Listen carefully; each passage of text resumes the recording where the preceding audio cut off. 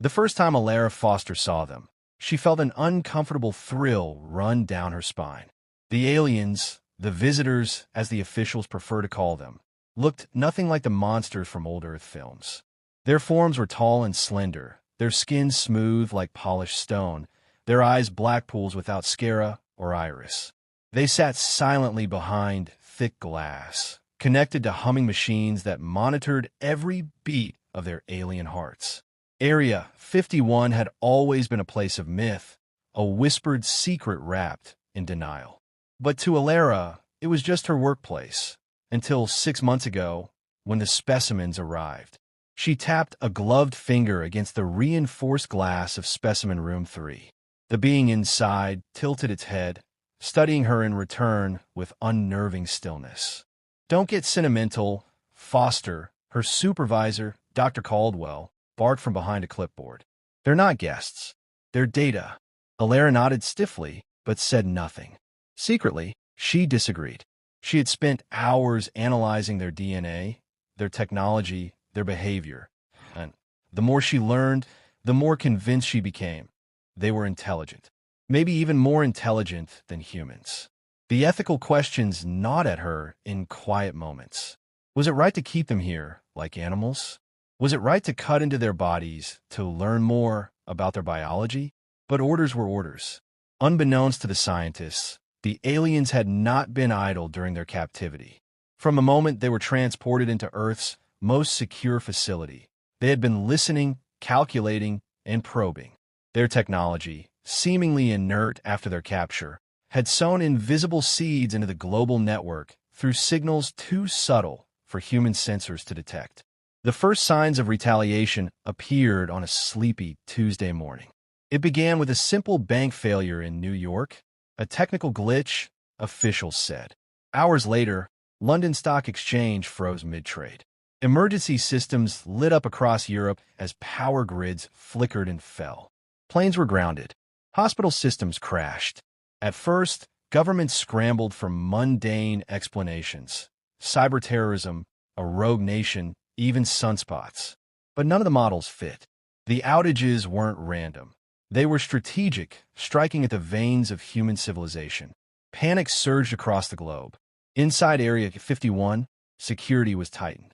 The aliens remained silent, passive, watching.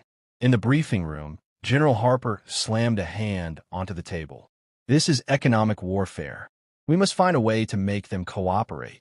Dr. Caldwell stood at attention. "We're close to a breakthrough. If we increase the intensity of the neuroscans, we might force one of them to communicate."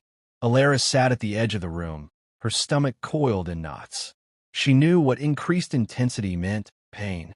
And she knew, deep down, that the aliens were already communicating. They just weren't using words. That night, Elara lingered outside specimen room 3. She couldn't shake the image of the creature's unblinking stare. She pulled out her tablet and pretended to review data, but really, she was watching it. No, watching him. Through the glass, the alien, Vale, according to the lab labels, raised a hand slowly and placed it flat against the transparent barrier. For a moment, Elara's breath caught. It wasn't a gesture of attack. It was a plea, a silent message. "We know what you are doing, and we will not be your victims." The lights overhead flickered violently, casting long, jittering shadows across the sterile hallways. Alarms wailed somewhere deep in the facility. A technician sprinted past, shouting about another system failure. Elara glanced down at her tablet. The screen was filled with code, streams of symbols and equations she didn't recognize, moving faster than she could comprehend. Suddenly, she understood. The aliens weren't hacking the world's systems in anger. They were showing humanity how little control they truly had. And still, the humans pressed on. Still, they tightened restraints, sharpened scalpels, and powered up machines designed to rip secrets from unwilling minds. Elara wanted to scream, to shake Caldwell, to shout at General Harper, to make them understand. This is not a war we can win. But her voice stayed locked inside her throat, trapped by fear. The breach was only the beginning. As the night deepened and the facility roared with the chaos of failing systems, Vale sat quietly, hands still pressed against the glass, black eyes filled with a calm and terrible patience. The storm was coming, and humanity, arrogant, desperate humanity, was too blind to see it. 2 weeks after the first breach, the skies turned hostile. At first, it was subtle. Flight delays, minor glitches in air traffic control, and rerouted planes made the news cycle every day. Journalists called it the new normal, blaming aging infrastructure and overworked systems. But Elara knew better. She sat alone in the Area 51 cafeteria, a bowl of untouched soup cooling in front of her, scrolling through reports on her tablet. Mid-flight collisions narrowly avoided. Emergency landings in rural fields. Entire airports shutting down without explanation.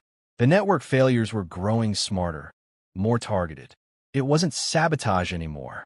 It was siege. General Harper called an emergency meeting that evening.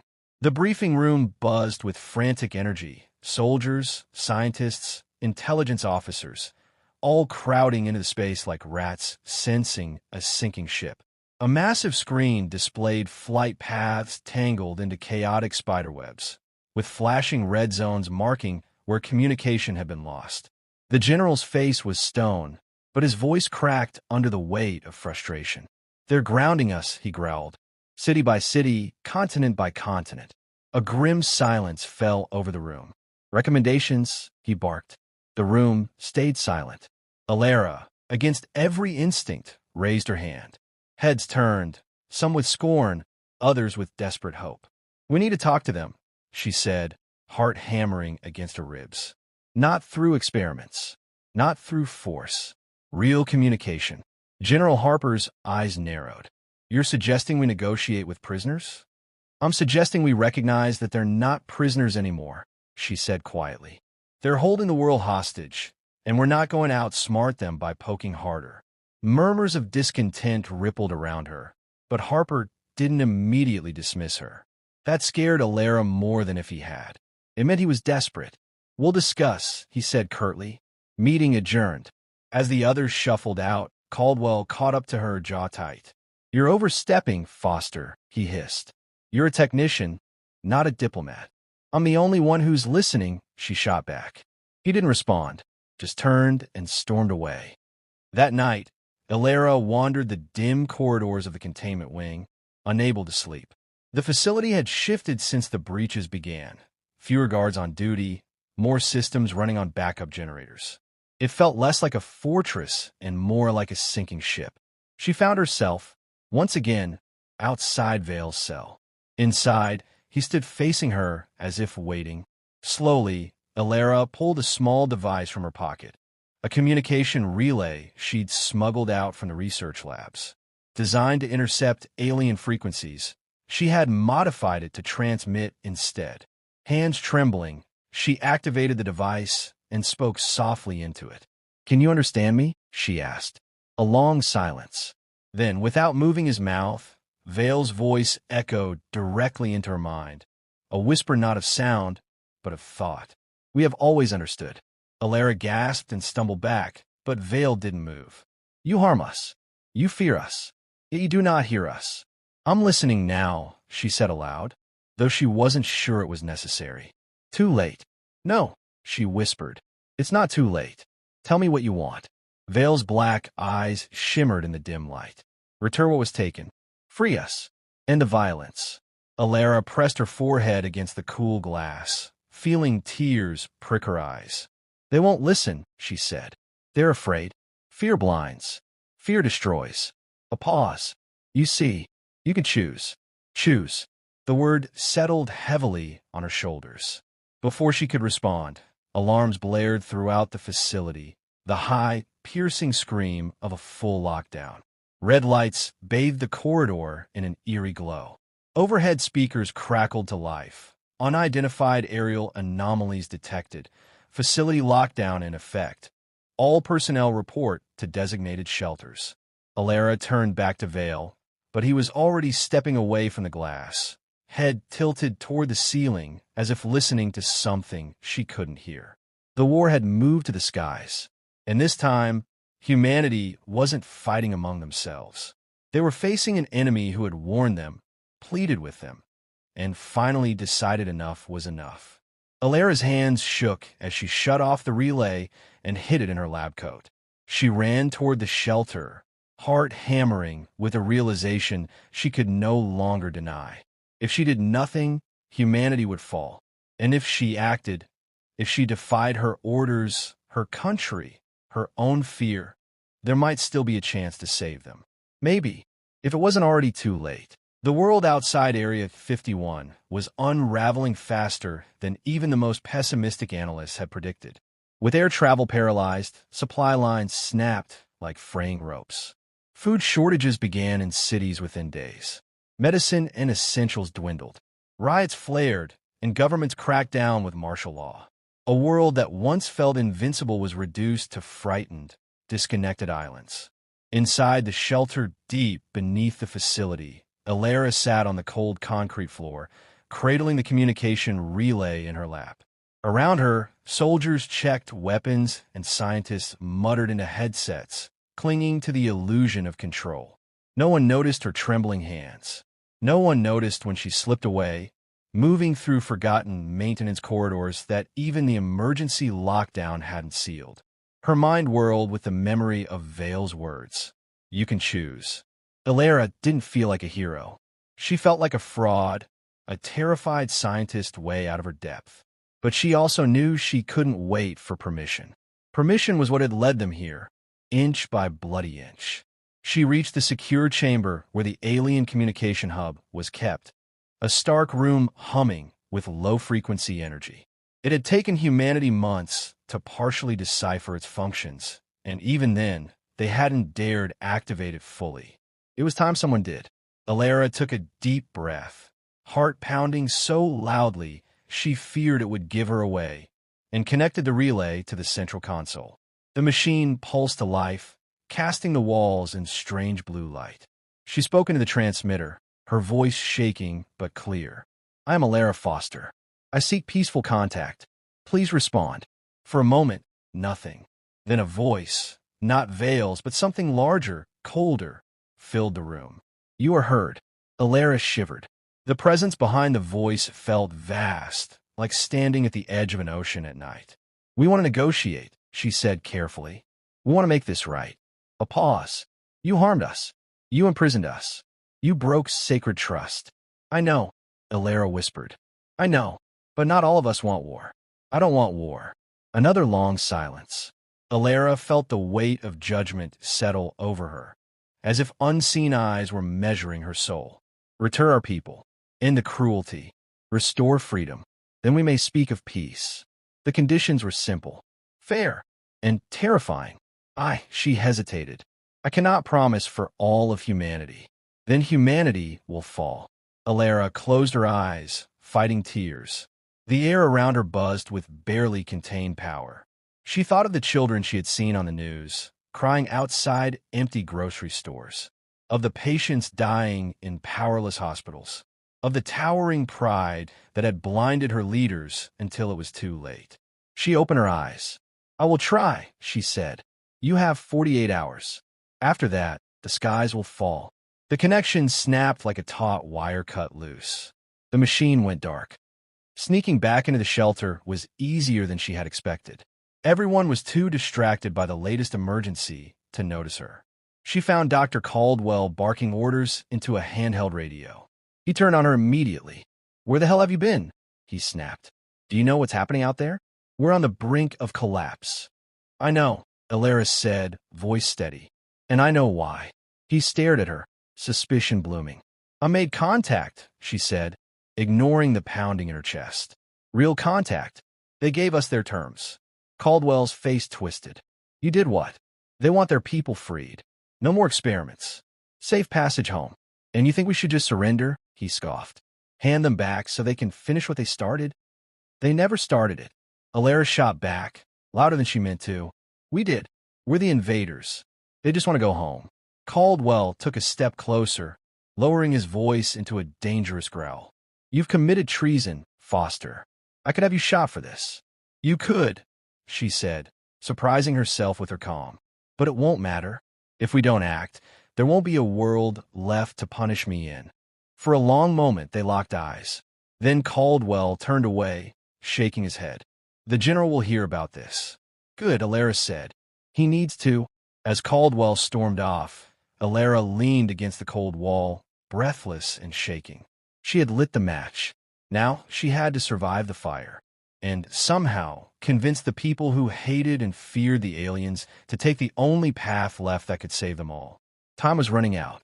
48 hours. No second chances. The storm broke before dawn. At first, it was just distant rumbling, like thunder from a far-off war. But when the report started flooding into Area 51, cities blacked out, satellites tumbling from orbit, whole countries falling silent, Elara knew. The aliens were done waiting. In the command center, screens flickered with static and chaos. General Harper stood stiffly at the center, arms folded behind his back, jaw tight with rage. Around him, officers shouted into dead radios and pored over maps that meant nothing anymore. When Elara entered, the room quieted like a sudden drop in air pressure. Harper turned toward her slowly. You claim they'll stop if we return the prisoners? I don't claim, Elara said, swallowing her fear. I know, but we're almost out of time. Harper studied her for a long, awful moment. In that silence, Elara could see him weighing two options, stubborn pride or survival. Finally, he exhaled through his nose. Even if I agreed, which I haven't, the lab won't just hand them over. Caldwell's doubled security.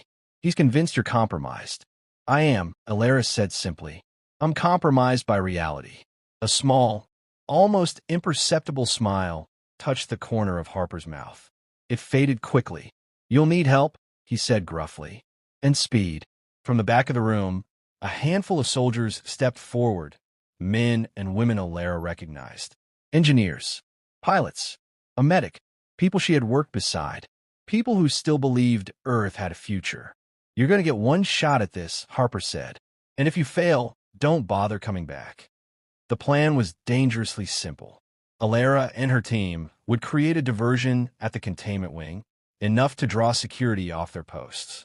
Meanwhile, a small extraction unit would breach the cells, disable the lockdown protocols, and release the prisoners. Simple and suicidal. As they moved through the corridors, dressed in stolen security armor, Elara felt her heart slamming against her ribs.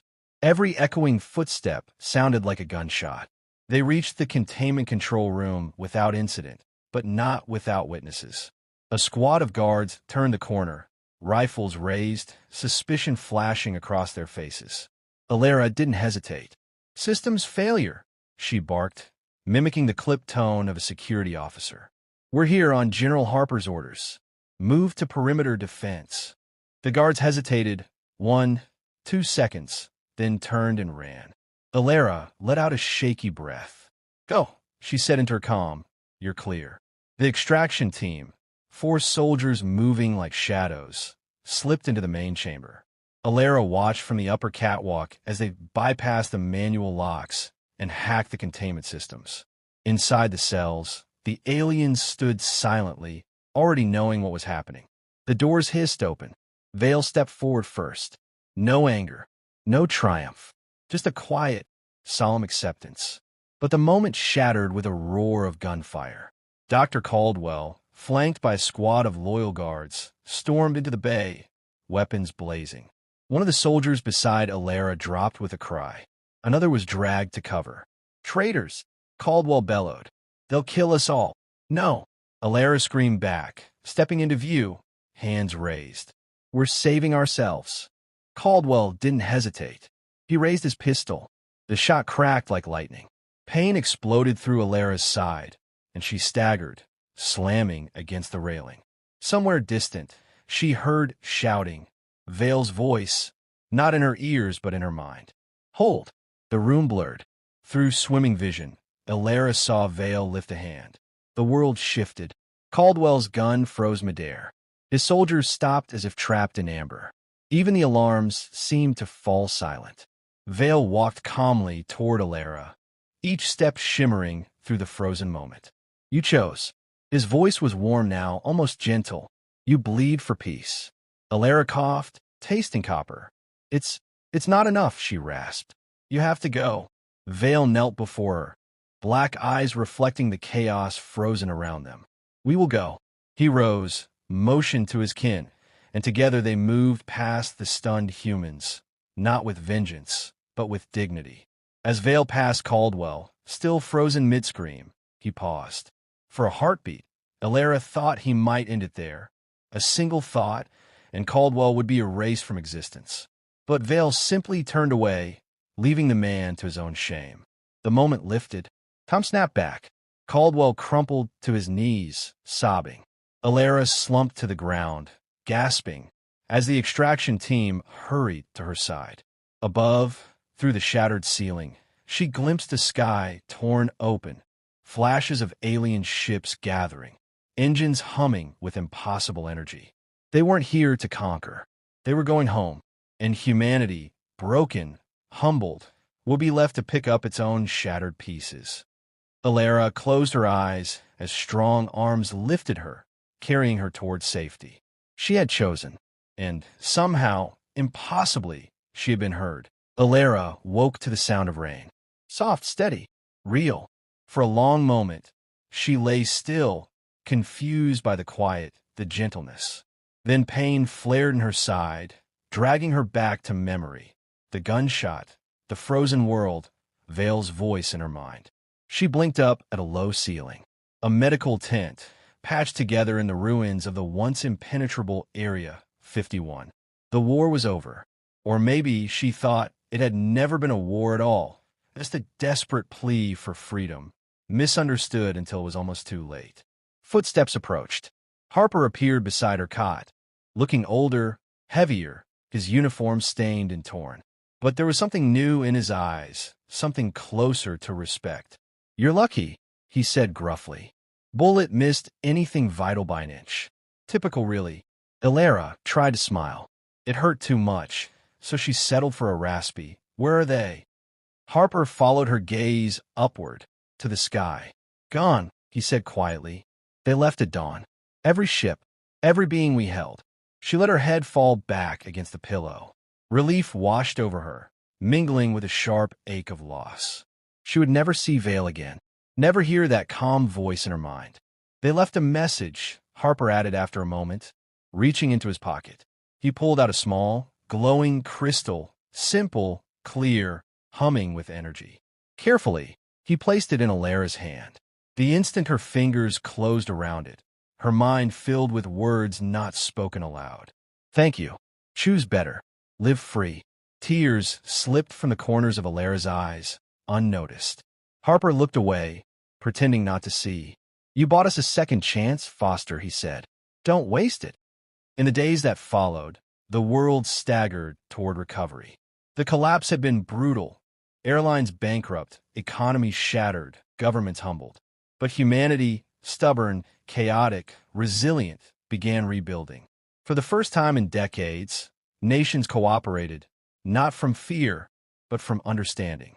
Trade routes reopened. Relief caravans moved through ruined cities. Scientists focused on healing, not conquest. The stars, once a battleground in the minds of the powerful, became a symbol of wonder again. Elara found herself a reluctant hero. News outlets scrambled for interviews. Politicians offered medals. She refused them all. Her work wasn't done, and it never had been about fame. Instead, she stood at the edge of a cliff overlooking the Nevada desert, the wind whipping her hair around her face, and raised her gaze to the vast, empty sky. She wondered where Vale and his people had gone, if they had homes to return to, if they would remember her the way she would remember them. Not as enemies, but as mirrors held up to humanity's own cruelty and hope. A presence stirred behind her. Elara turned. Caldwell stood a few feet away, stripped of his uniform, looking small against the wide world. "You came to gloat?" she asked, her voice rough. He shook his head. "I came to apologize." The words hung there, raw and uncertain. "I was wrong," he said, blinded, afraid. He looked away, fists clenching. "You showed me another way." Elara studied him for a long moment. In another world, she might have hated him, but hate was a weight she couldn't carry anymore. We all have to choose better, she said softly. He nodded once, and then, without another word, turned and walked away into the wind. Months later, the United Nations unveiled the beginnings of a new project, the Earthbound Accord, dedicated to peaceful exploration and first contact diplomacy. Elara was invited to serve as its founding ambassador. She stood on the stage at the ceremony, looking out over a sea of faces. Human faces, scarred and tired but shining with something fierce and beautiful. Hope. The crystal veil had given her hung from a chain around her neck, glowing faintly against her heart. When it was her turn to speak, she stepped up to the microphone, palms damp, heart racing. She didn't write a speech. Instead, she spoke the truth. We are not alone, she said. We never were.